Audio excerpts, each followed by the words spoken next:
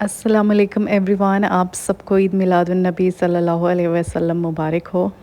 आज का सारा दिन इस्लामाबाद में गुजारा। पेरेंट्स के घर, रिलेटिव्स के घर गई, नेबर्स के घर गई और फिर मगरिब की नमाज़ पढ़ने के लिए फैसल मॉस्क आ गए। मेरी बचपन से ही इस मस्जिद के साथ काफ़ी ज़्यादा मेमोरीज़ हैं। हमेशा हम अपने फ़ादर के साथ आते रहे हैं यहाँ पे। कोई रिलेटिव आए तो उसको लेके नमाज़ पढ़ने के लिए इस मस्जिद आ जाते। अगर कोई फ्रेंड्स के साथ शॉपिंग पे जा रहे हों जनाज़ पर या आगे पीछे नमाज का टाइम हो तो फैसल मस्जिद चले जाते हैं। बाय द वे मैं आपको बता दूँ, ये पाकिस्तान की नेशनल मॉस्क भी है।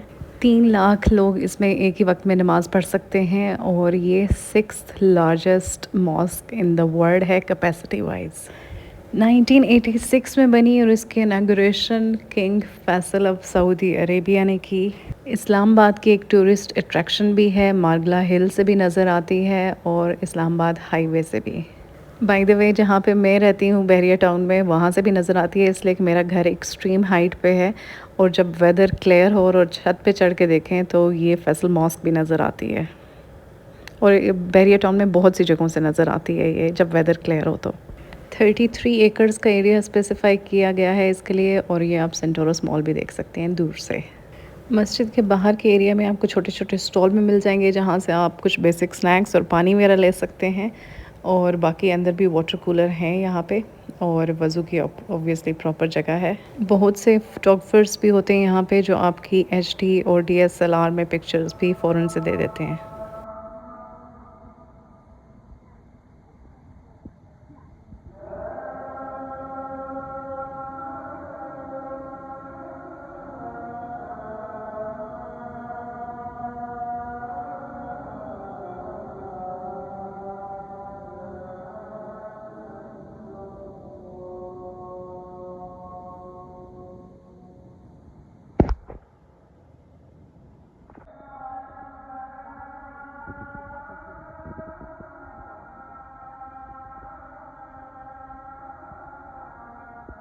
फैसल मॉस्क के अपर सेक्शन में लेडीज़ के लिए भी सारी जगह स्पेसिफाई है। बाय द वे कुरान में कहीं पे भी प्रोहिबिटेड नहीं है कि लेडीज़ मस्जिद में जाके नमाज़ ना पढ़ें। नमाज के लिए जेंडर स्पेसिफाई नहीं किया गया है और अगर आपकी रूटीन नहीं है नमाज़ पढ़ने की तो आप मस्जिद में जाके नमाज़ पढ़ने की कोशिश करें, इससे आपकी एक रूटीन डेवलप हो जाएगी। और अगर एक्सट्रीम किस्म का सिनेरियो नहीं है तो मस्जिद में नमाज़ पढ़ना महरम के बगैर भी ख़वातीन के लिए अलाउड है। वो महरम के बगैर जाके नमाज़ पढ़ सकती हैं। As per my experience Pakistan में रहते हुए ये एक बहुत मुश्किल काम है। स्पेशली यहाँ पे भी मैं देख रही थी कि आप हॉल में भी हों, आप फुली कवर्ड भी हों, फिर भी लोग आपको मुसलसल घूर रहे होते हैं, जो कि अच्छी मुनासिब बात नहीं है। स्पेशली इस एरिया की मुनासबत के साथ बाहर जाके आप कुछ भी करें, लेकिन नमाज के एरिया पे और इस तरह के एरिया पे अपनी नज़रों की ज़्यादा हिफाजत करनी चाहिए। मेरे ख़्याल में रास्ते में जाते हुए इन भाई साहब ने देखा कि एक लेडी ड्राइव कर रही है तो उन्होंने भी हॉर्न दे के अपने करतब दिखाना शुरू कर दिए। हर किसी की अपनी अपनी मेंटालिटी है, इसको ठीक नहीं किया जा सकता। जवानी सब पे आती है, बस अल्लाह वाहियात लोगों और हरकतों से बचाए, आमीन।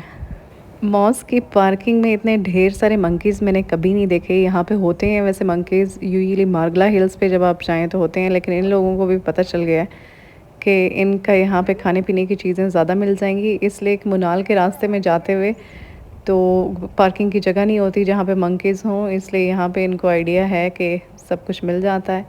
इसलिए मैंने भी सोचा कि थोड़ा सा मंकी शो देख लेते हैं। यहाँ पे एक अंकल बनानास बेच रहे थे और हमने भी उनसे बनानास ले लिए और हमने कहा कि देखते हैं कि ये क्या करते हैं।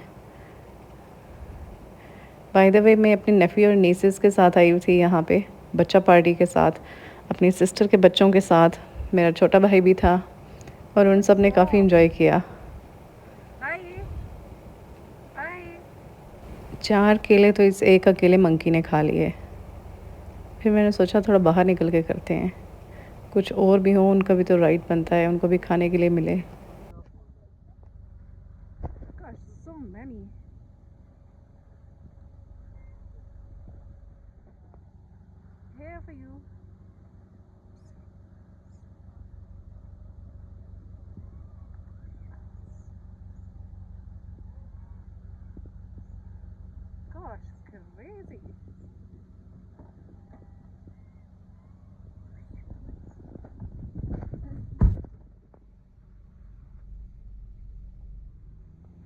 जो अंकल यहाँ पे बनानास बेच रहे थे उनसे मैंने पूछा कि ये मंकीज़ आपकी बास्केट पे नहीं अटैक करते, तो उन्होंने कहा कि मैंने स्टिक रखी हुई है और मैं इनको स्टिक से पीछे कर देता हूँ।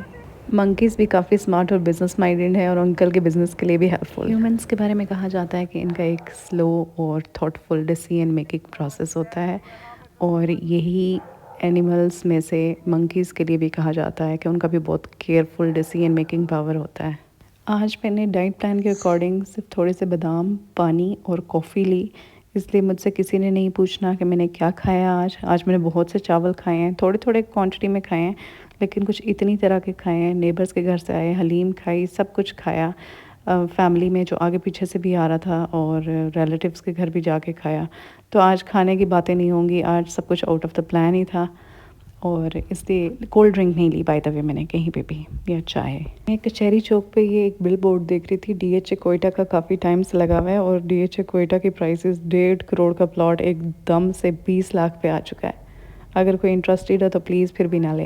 गिरती मार्केट में कभी भी परचेजिंग नहीं करनी चाहिए अनलेस आपको कोई ऑन ग्राउंड प्लॉट दिखाया जाए कि ये आपका प्लॉट है और ये आपके प्लॉट का नंबर है। अगर आपको रावलपिंडी इस्लामाबाद में रियल एस्टेट से रिलेटेड कोई भी इन्फॉर्मेशन चाहिए तो आप मुझे कह सकते हैं। घर आके मैंने अपने लिए और अपने हस्बैंड के लिए ग्रीन टी बनाई, और फैसल मॉस्क में काफ़ी वॉक हो चुकी थी। अब सिर्फ ग्रीन टी पीऊँगी और आपके कमेंट्स का रिप्लाई करूँगी।